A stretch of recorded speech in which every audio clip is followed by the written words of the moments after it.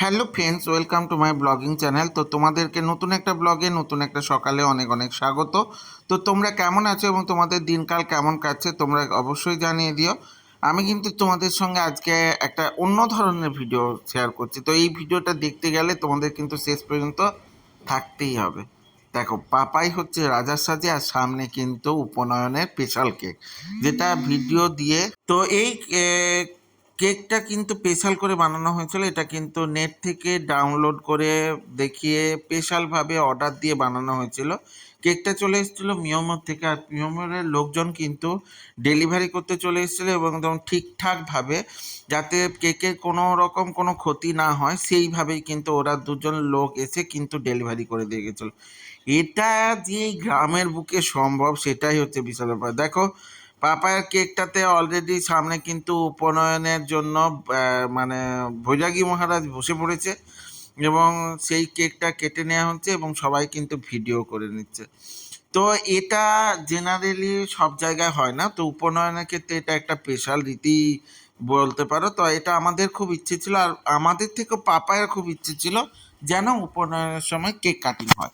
তো তার জন্য উপনয়নের আগের দিন কিন্তু এই কেকটা কাটার ব্যবস্থা করা হয়েছিল। এই কেকটা কিন্তু পুরোপুরি নিরামিষ একটা কেক, এতে কোনো রকম আমিষ জাতীয় বা ডিম ব্যবহার করা হয়নি, পুরোটাই কিন্তু টোটালি নিরামিষ।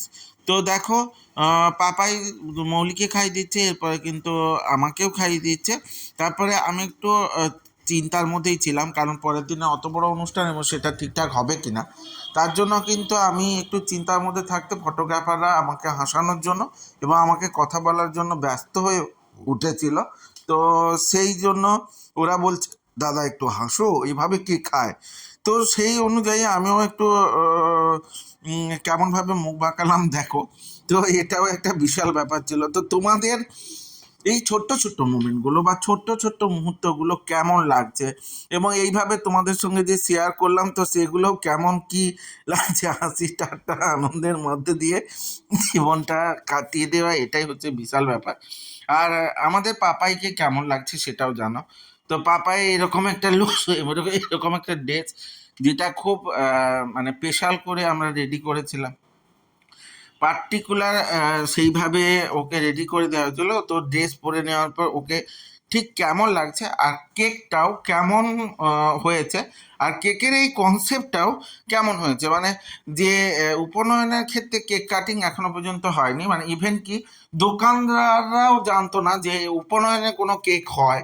তো ওরা কিন্তু বলছে, হ্যাঁ ঠিক আছে, আপনারা মডেল দিন, আমরা সেইভাবে বানিয়ে দেব। তো সেই অনুযায়ী এই পুরোটা অ্যারেঞ্জমেন্ট করা এবং সেটাকে মানে সাকসেসফুলি ডান করা, এটা একটা বিশাল আমাদের কাছে চ্যালেঞ্জিং ছিল। এবং সেই চ্যালেঞ্জে তোমাদের ভালোবাসা এবং এখানে উপস্থিত সবার ভালোবাসায় সবটাই কিন্তু সাকসেসফুলি সম্পন্ন হয়েছে। এটা আমাদের কাছে বিশাল বিশাল ব্যাপার। তো এই ধরনের একটা কনসেপ্ট পাপায়ের এবং ড্রেস এবং এই জলসা, এই কেক কাটিং, সব কিছু তোমাদের কেমন লাগছে আর কেমন মনে হলো, ইউনিক হয়েছে কিনা, তো সেটা জানাও। তো আমাদের এই গ্রামের বুকে এটা তো ইউনিক ছিলই, সবার কাছে একটু আপ্লুত হওয়ার মতো ব্যাপার ছিল, কিন্তু শহরে অনেক সময় হয়। তো আমাদের কাছে বাবা মা হিসেবে অনেক ধরনের স্বপ্ন ছিল পাপায়ের এই উপনয়নটা নিয়ে। তো সেইভাবে আমরা দান করার চেষ্টা করেছি এবং সবটাই ঠিকঠাক করে করেছি। আর তাতে সব থেকে সেই মানে কোনো মিষ্টির মধ্যে একটা সুগন্ধ দিলে যেরকম মিষ্টিটার স্বাদ আরও বেড়ে যায়, তো সেরকম একটা মুহূর্তের জন্য যে আমার ফটোগ্রাফাররা মানে সায়নদীপ এবং অনুব্রত, এরা একটু আলাদা সেন্ট দিয়ে দিয়েছিল। পাশে দেখো মামু বসে পড়েছিল।